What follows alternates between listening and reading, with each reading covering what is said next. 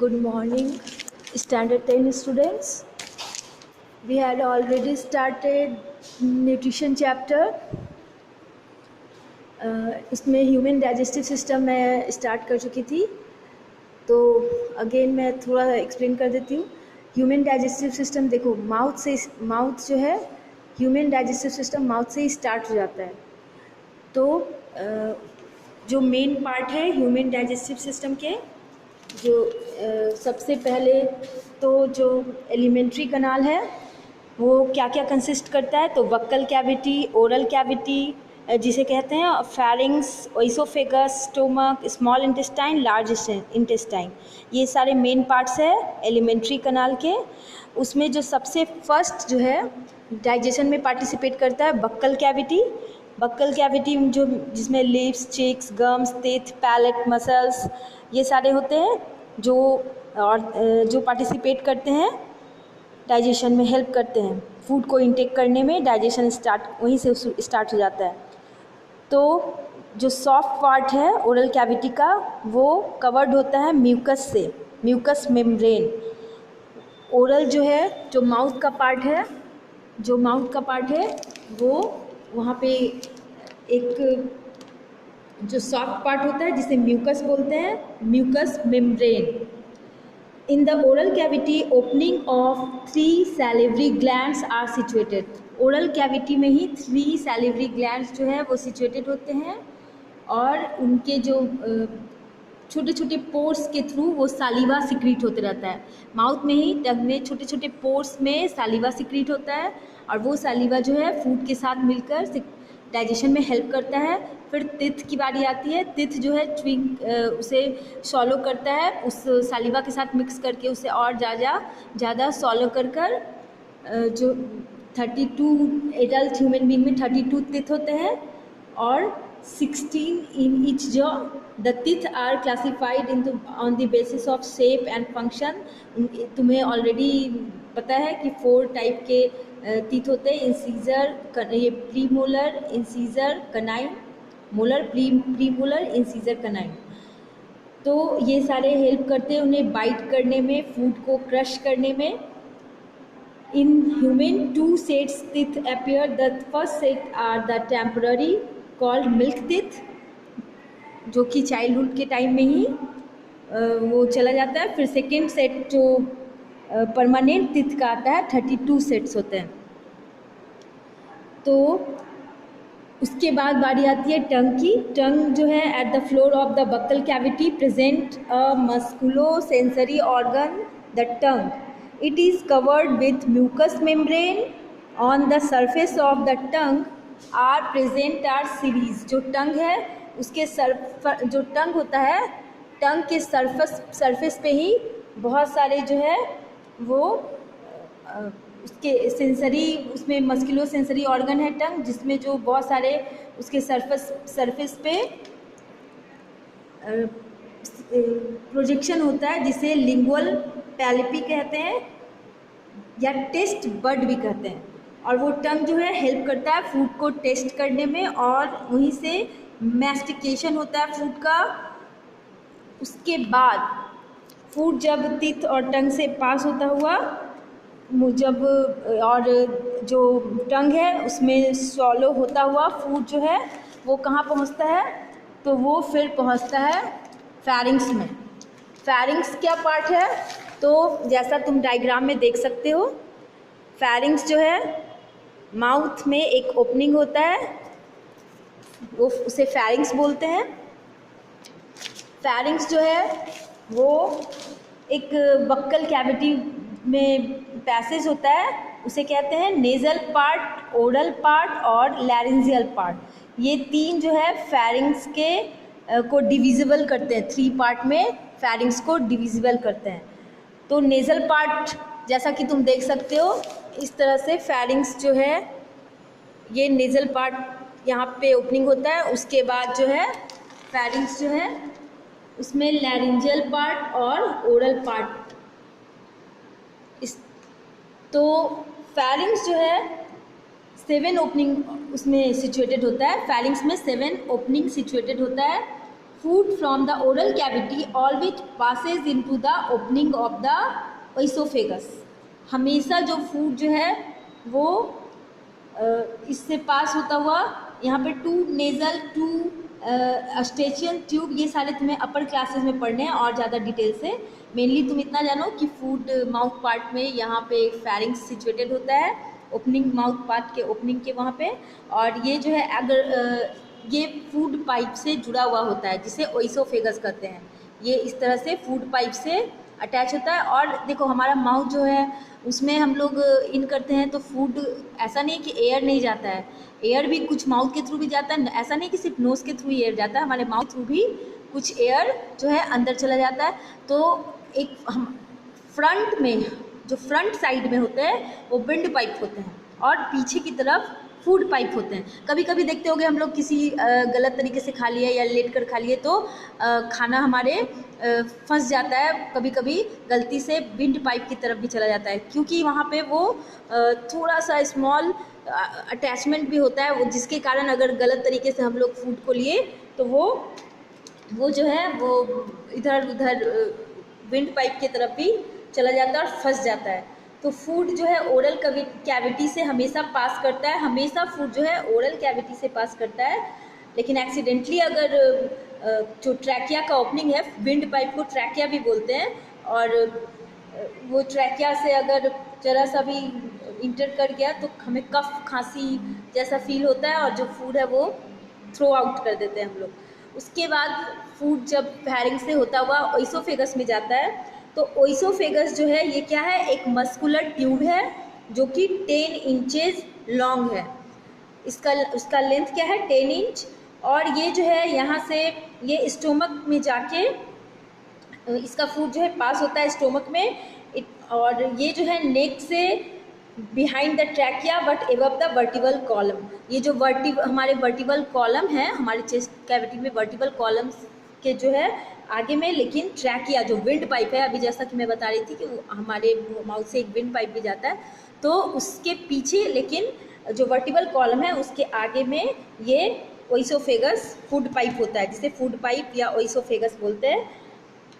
और ये जो है स्टोमक में जाकर ये इंटर होता है, इसका ओपनिंग जो है स्टोमक में है। ओइसोफेगस जो है बहुत नैरोएस्ट रीजन में, एलिमेंट्री कैनाल के बहुत नैरोएस्ट रीजन में ये होता है। और ये जो है इसमें फूड का जो बॉलस है, फूड का बॉलस यानी जो वहाँ पे स्वॉलो होकर फूड का बॉलस बनता है, फूड जो है स्वॉलो होने के लिए यहाँ पे जाता है। तो इस रीजन में जब फूड इससे पास होता है तो ये जो ओइसोफेगस है ये एक मूवमेंट शो करता है इस तरह से। जैसे ये ओइसोफेगस है तो इसमें जब फूड का बॉलस जाएगा फूड पाइप में तो ये इस तरह से मूवमेंट शो करेगा, इस तरह से। तो इस मूवमेंट को पेरिस्टलासिस मूवमेंट बोलते हैं। तो फूड फूड पाइप के थ्रू होकर जाना, ये मूवमेंट पेरिस्टलासिस मूवमेंट कहलाता है। उसके बाद फूड जो है अब इससे होता हुआ पेरिस्टलाटिस मूवमेंट करता हुआ कहाँ जाएगा, तो स्टोमक में जाएगा।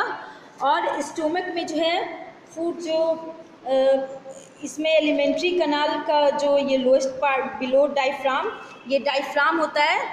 तुमको ये रेस्पिरेशन जब पढ़ोगे तो पता चलेगा, इस जगह पे डायफ्राम होता है। तो जो स्ट्रक्चर है एलिमेंट्री कनाल का, below the diaphragm the greater part of stomach is situated, यानी डायफ्राम के जस्ट नीचे एक जो स्टोमक है वो जस्ट लेफ्ट साइड में सिचुएटेड होता है। और जो इसका इससे जो है इंटेस्टाइन और लार्ज इंटेस्टाइन इस जगह पे, तो सब फूड जो है वो फूड पाइप से होता हुआ स्टोमक में जाएगा। स्टोमक में जो है ये इसका स्टोमक का जो वॉल होता है, ये अंदर जो इनर वॉल होता है स्टोमक का, उसमें बहुत सारे डक्ट होते हैं, नली होते हैं, और जिसे गैस्ट्रिक पिट भी बोलते हैं। और ये ग्लैंड जो ओपन होता है, gastric gland secrete some hydrochloric acid and gastric juice. ये जो स्टोमक वाले इसमें कुछ ग्लैंड होंगे और वो hydrochloric acid and gastric juice को सिक्रीट करेंगे। और ये स्टोमक जो है ये पास होगा, यहाँ पर 3 पार्ट, इसका जो फर्स्ट पार्ट है ड्यूडेनम में, यहाँ पर जब यहाँ पर एक ये तो यहाँ पे पैंक्रियाज है, जस्ट स्टोमक के यहाँ पे इस पार्ट में पैंक्रियाज है, ये भी एक ग्लैंड है जो सिक्रीट करता है एंजाइम्स और जो भी वो भी हेल्प करता है डाइजेशन में। और स्टोमक का वाल जो है वो कुछ सिक्रीट करेंगे। फर्स्ट पार्ट जो है स्मॉल इंटेस्टाइन जो है ड्यूडेनम का, और all the at the junction of stomach with duodenum a pyloric sphincter is present which regulate the movement of food in duodenum। यानी ये फूड जो है यहाँ पर ये गैस्ट्रिक जूस से मिलता हुआ यहाँ पर जो लार्ज इंटेस्टाइन है और स्मॉल इंटेस्टाइन यहाँ पे अब जाएगा, तो स्मॉल इंटेस्टाइन का जो फर्स्ट पार्ट है उसे ड्यूडेनम बोलते हैं, तो उसमें वो पहुँचेगा। तो स्मॉल इंटेस्टाइन में जब अब आया तो इट इज़ जो स्मॉल इंटेस्टाइन है ये इसे बोला तो स्मॉल इंटेस्टाइन जाता है, लेकिन ये जो है बहुत लेंथ में लंबा होता है। इसे स्मॉल इंटेस्टाइन क्यों बोलते हैं? क्योंकि ये इसका जो पाइप है वो पतला होता है, इसलिए इसे स्मॉल इंटेस्टाइन बोलते हैं। और लार्ज इंटेस्टाइन जो है उसका पाइप जो है वो मोटा होता है, लेकिन साइज में लेंथ में जो है ये 7.5 मीटर, स्मॉल इंटेस्टाइन जो है 7.5 मीटर लॉन्ग होता है। तो समझो कि कितना बड़ा ये इतना मीटर का रास्ता तय कर कर हमारा जो फूड है वो पहुंचता है आगे। जब पूरा डाइजेस्टिव होने मतलब डाइजेशन कंप्लीट करने के लिए उसे पूरा इतना लंबे पाइपलाइन से होके गुजरना पड़ेगा। तो इसका जो है ना स्मॉल इंटेस्टाइन का 3 पार्ट है, एक को तो ड्यूडेनम बोलते हैं, एक को जिजेनम और एक को इलियम। तो जो ड्यूडेनम है इसका देख रहे हो ये यू शेप में, तो इस पार्ट को ड्यूडेनम बोलते हैं। और जो इसका ये जो है जो डिसेंडिंग पार्ट है ड्यूडेनम का, इसमें एक ओपनिंग होता है जिसमें डक्ट होता है जिसे बाइल डक्ट बोलते हैं, या एंड द पैंक्रिएटिक डक्ट, और एक पैंक्रिएटिक डक्ट भी इससे जुड़ा हुआ होता है। स्मॉल इंटेस्टाइन का वो कंटेन करता है बहुत सारा इंटेस्टिनियल जूस कंटेन करता है दैट हेल्प्स इन डाइजेशन, जो कि डाइजेशन में हेल्प करता है।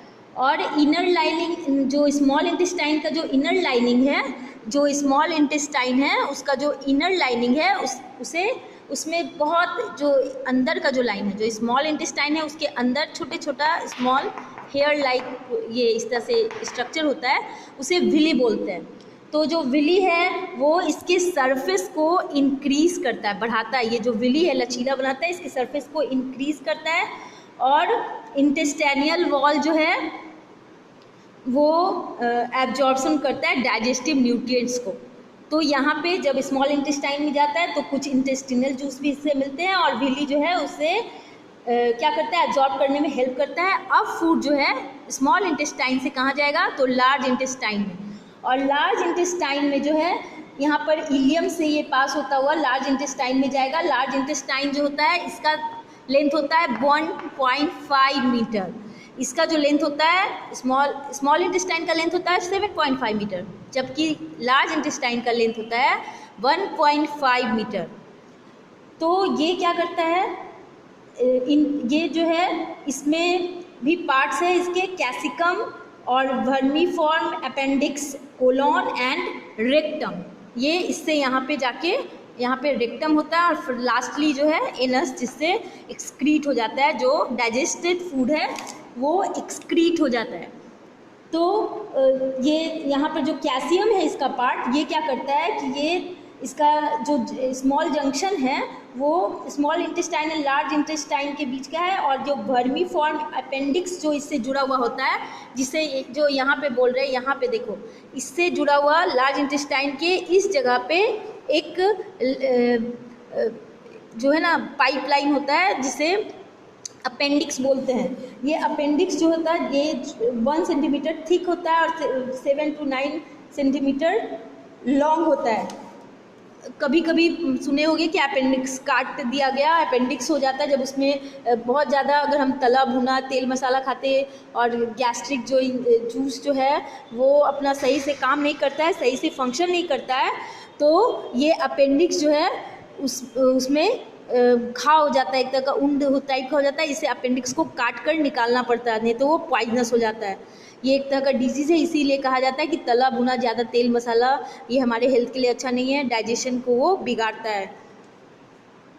और उस यहीं पे लार्ज इंटेस्टाइन से जो है वो फूड जो है डाइजेस्ट होता हुआ एनस के थ्रू जो एक्सक्रीट एक मटेरियल है वो बाहर निकल आता है। तो इसमें जो है ये हमारा डाइजेशन माउथ से इस तरह से कंप्लीट हुआ।